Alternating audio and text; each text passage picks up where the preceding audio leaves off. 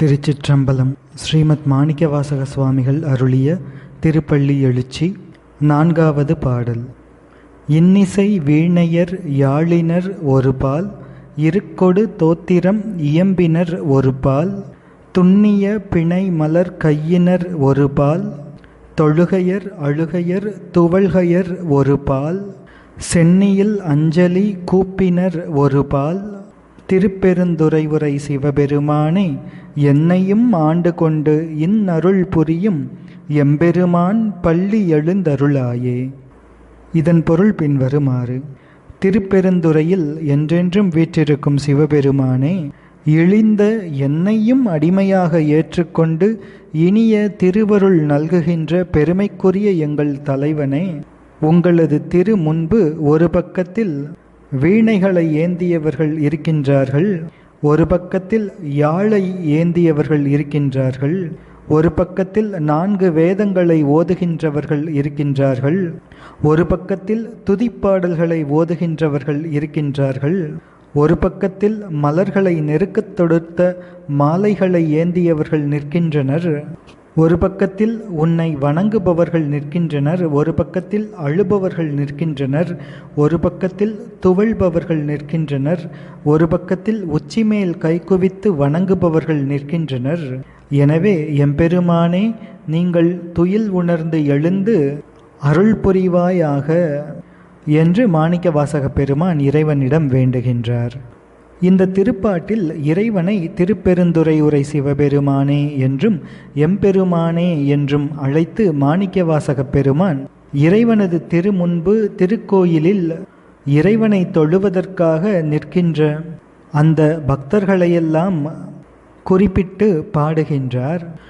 இந்த உலகில் மக்களாய் பிறந்து வளர்பவர்கள் கற்கத்தகுந்த நூல்களையெல்லாம் கற்று அதனுடைய பயன் இறைவனை தொழுவதே, இறைவனின் திருவடிகளை தொழுவதே என்று உணர்ந்து வைகரையில் அதிகாலையில் இறைவனை தொழுவதற்கு வந்திருக்கின்றார்கள்.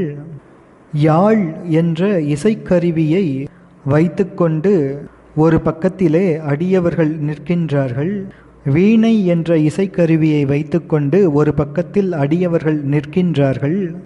இந்த யாழ் வீணை இரண்டிலுமே இன்னிசை எழும். எனவே இந்த இசைக்கருவிகளுடன் இசைவாணர்கள் அங்கே நிற்கின்றனர். வீணை யாழ் இரண்டுமே தனித்தனி இசைக்கருவிகள், இரண்டுமே வேறு வேறு நரம்பு கருவிகள். வீணையில் மெட்டுக்கள் இருக்கின்றன, அவற்றை இயக்கி ஒரே நேரத்தில் 7 ஸ்வரங்களையும் இசைக்க இயலும். அதோடு ஒரே தந்தியில் 3 ஸ்தாயிகளையும் இசைக்க முடியும். ஆனால் இந்த இரண்டும் யாழ் என்ற அந்த இசைக்கருவியில் முடியாது. யாழில் ஒரு ஸ்வரத்துக்கு ஒரு நரம்பு என்ற முறையில் 7 நரம்புகள் அமைந்திருக்கும். பேரியாழ், செங்கோட்டி யாழ், சகோட யாழ் என்று பல்வேறு யாழ் வகைகள் இருக்கின்றன. 21 நரம்புகள் கொண்டதை பேரியாழ் என்று சொல்வார்கள். இதில் ஒரு ஸ்தாயிக்கு 7 நரம்புகள் வீதம் 3 ஸ்தாயிகளுக்கு 21 நரம்புகள் அமைந்திருக்கும். ஒவ்வொரு நரம்பையும் மீட்டி அதற்குரிய ஸ்வரத்தை உரிய ஸ்தாயியில் எழுப்புதல் வேண்டும் இந்த பேரியாழ் என்ற வகையில். யாழுக்கு நல்வீணை என்ற பெயரும் உண்டு. எனவே வீணை யாழ் என்பவை தனித்தனி இசைக்கருவிகள் ஆகும். இவற்றிலே புலமை வாய்ந்த இசை வல்லுநர்கள் இந்த இசைக்கருவிகளையெல்லாம் வைத்துக்கொண்டு சுவாமியின் திருமுன்பு நிற்கின்றனர், காத்திருக்கின்றனர். இருக்கொடு தோத்திரம் இயம்பினர் ஒருபால் என்றும் பாடுகின்றார். ரிக்வேதம் என்பது 4 வேதங்களில் முதன்மையான வேதம், முதல் வேதம். ரிக் என்பது தமிழில் இருக்கு என்று வருகின்றது. மொழிபெயர்ப்பு விதிகளின்படி ரிக் என்பது தமிழில் இருக்கு என்று வருகின்றது. எனவே ரிக்வேதத்தை ஓதுகின்ற அந்த மந்திர வல்லுநர்கள் ஒரு பால் இருக்கின்றனர் என்று பாடுகின்றார் மாணிக்கவாசக பெருமான். ரிக்வேதம் என்று சொன்னாலும் கூட அது 4 வேதங்களையும் குறிக்கும் பொதுப்பெயராக இங்கே நிற்கின்றது. எனவே இதனை ரிக்வேதம் ஓதுபவர்கள் ஒருபுறம் வந்து நிற்கின்றனர், யஜுர்வேதம், சாமவேதம், அதர்வண வேதங்கள் ஓதுபவர்கள் வந்து நிற்கின்றனர் என்று பொருள் கொள்ள வேண்டும். அடுத்ததாக இருக்கொடு தோத்திரம் இயம்பினர் என்று பாடுகின்றாரே, இதில் தோத்திரம் என்பது ஸ்துதி என்று சொல்லப்படும். 4 வேதங்களிலும் சுருக்கமாக சொல்லியுள்ளவற்றை மிக விரிவாக தமிழிலும் மற்றைய மொழிகளிலும் புலவர் பெருமக்கள் பாடியிருக்கின்றார்கள், துதிப்பாடல்களாக பாடியிருக்கின்றார்கள். பொதுவாக திருக்கோயில்களில் தல யாத்திரையாக பல்வேறு மொழிகளை பேசுபவர்கள் வந்து வழிபடும் வழக்கம் இருக்கின்றது. எனவே அவரவர்கள் தங்கள் மொழிகளில் அமைந்த துதிப்பாடல்களை பாடுவதற்காக அங்கே இருக்கின்றனர். வடமொழி அறிந்தோர் அந்த மொழியில் உள்ள துதிப்பாடல்களை பாடி வழிபடுகின்றனர். இவ்வாறு அமைந்தாலும் கூட இன்னும் சிறப்பாக தமிழிலே இருக்கின்ற அந்த தோத்திரங்களை பாடுவதற்காக அடியவர்கள் இருக்கின்றார்கள் என்று சிறப்பாக பொருள் கொள்ளலாம். இனி அடுத்ததாக துண்ணிய பிணை மலர் கையினர் ஒருபால் என்று பாடுகின்றார். நெருக்கமாக பிணைக்கப்பட்ட மலர் மாலைகளை ஏந்திய கையினர் என்று பொருள். 2 மலர்களாக காம்புடன் காம்பாக மாற்றி வைத்து கட்டப்பட்ட பூச்சரம் என்று பொருள். பிணை என்றால் பூச்சரத்தின் 2 பக்கங்களையும் கூட்டி முடிக்கப்பட்ட மாலை என்ற பொருளும் உண்டு. பிணையல் என்பது மாலை வகைகளுள் ஒன்று. இவ்வாறு மலர் மாலைகளை திருப்பள்ளி தாமங்களை ஏந்தி கொண்டிருக்கும் அடியவர்கள் ஒருபுறம் இருக்கின்றனர். இனி தொழுகையர், அழுகையர், துவள்கையர் ஒருபால் என்று பாடுகின்றார். தொழுதல் என்றால் மார்புக்கு நேராக கைகுவித்து கும்பிடுதல் மற்றும் முகத்துக்கு நேராக கைகுவித்து கும்பிடுதல் என்ற அர்த்தம் வரும். இவ்வாறு தொழும் அடியவர்கள் அங்கே இருக்கின்றார்கள். அழுகையர் ஒரு புறம், அதாவது வாய்விட்டு அழுகின்ற அடியவர்கள் ஒரு புறம்.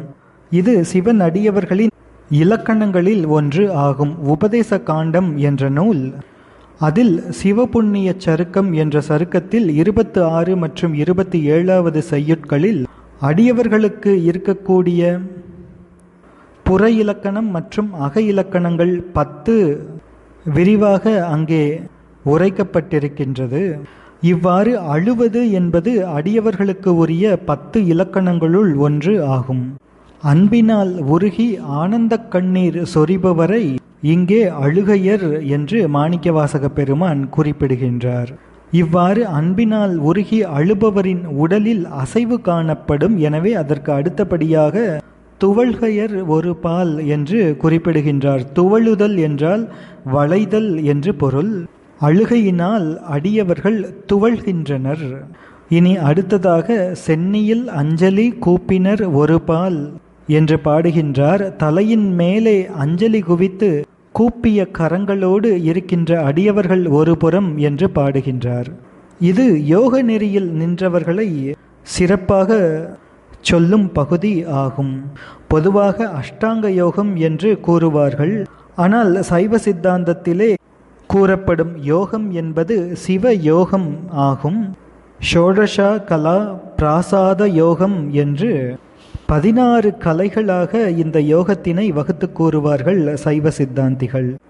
குண்டலினி சக்தியை எழுப்பி இந்த 16 கலைகளுக்கும் படிப்படியாக எடுத்துச் சென்று அந்த யோகத்தை பயில்வார்கள் அடியவர்கள்.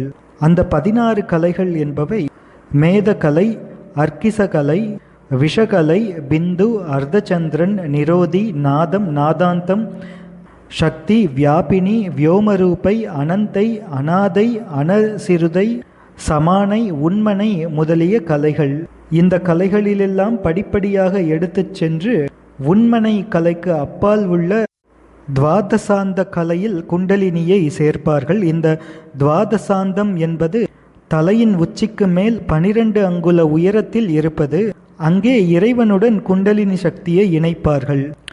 தருமபுர ஆதீன மடத்தில் இந்த யோகம் பயிலுவதற்காக ஒடுக்கங்கள் என்ற பெயரில் 16 அறைகள் இருக்கின்றன. முந்தைய நாட்களிலெல்லாம் தம்பிரான் சுவாமிகள் இந்த 16 கலைகளிலே பயிற்சி செய்வார்கள். ஒவ்வொரு யோக நிலை கைவர பெற்றவர்கள் அந்தந்த அறைகளிலே அவ்வாறு அமர்ந்து யோகம் செய்வார்கள். எனவே 16 கலைகளுக்கு 16 ஒடுக்கங்கள் தருமபுர ஆதீன மடத்திலே இருக்கின்றன. இவ்வாறு அந்தந்த யோகத்தில் இருப்பவர்கள் அந்தந்த ஒடுக்கத்திலே அமர்ந்து குண்டலினி சக்தியை செலுத்தி கைவந்து அடுத்த அறைக்கு சென்று யோகம் பயில்வார்கள். இவ்வாறு சென்னியில் அஞ்சலி கூப்பினர் ஒரு பால் என்பதற்கு விளக்கம் தரப்படுகின்றது. அதோடு கூட திருக்கோயில்களிலே வழிபாட்டின் பொழுது மார்புக்கு நேராகவும் முகத்துக்கு நேராகவும் கைகூப்பி வணங்கி கொண்டிருப்பார்கள் சிலர். கற்பூர தீப ஆராதனையின் பொழுது தலைக்கு மேலே கைகூப்பி வணங்குவார்கள். கைகளை முழுவதும் உயர்த்தி தலைக்கு மேல் குவித்து வணங்குவார்கள். அது துவாதசாந்த பெருவெளி வணக்கம் என்பது இங்கே குறிப்பு. இவ்வாறு மிகப்பெரிய அடியவர்களெல்லாம் உனக்காக காத்திருக்கின்றார்கள். இவ்வாறு பக்தியிலே அன்பிலே உயர்ந்த அடியவர்களெல்லாம் இருக்க, இவர்களுக்கெல்லாம் தாழ்வான கீழான என்னையும் ஆட்கொண்டு அருளிய எம்பெருமானே, இந்த பெரிய அடியவர்களுடன் எந்த வகையிலும் சமமில்லாத நாய் போன்ற எளிந்தவனாகிய அடியேனையும் ஆட்கொண்டு அருளிய பெருமானே, எனக்கு இன்னருளை புரியும் பெருமானே, இந்த அடியவர்களெல்லாம் உன் திருமுன்பு காத்திருக்கின்றார்கள். எனவே எம்பெருமானே, பள்ளி எழுந்து அருளாயே என்று மணிவாசகப் பெருமான் இந்த 4வது பாடலில் இறைவனை துயில் எழுப்புகின்றார். தொடர்ந்து 5வது பாடலை சிந்திப்போம். திருச்சிற்றம்பலம்.